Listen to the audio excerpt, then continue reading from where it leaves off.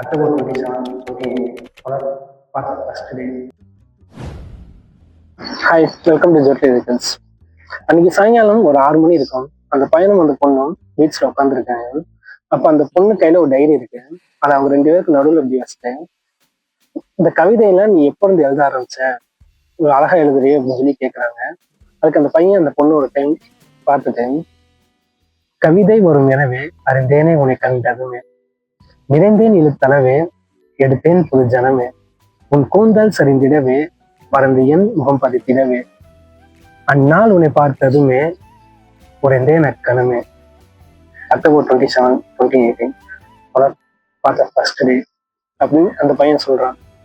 அப்ப அந்த பொண்ணு அவனை பார்த்துட்டு ஒரு செகண்ட் ஷாக் ஆயிட்டேன். இதையும் கவிதையாவே சொல்லிட்டியா அப்படின்னு சொல்லி எது சிரிச்சுட்டு விட்டுறான்.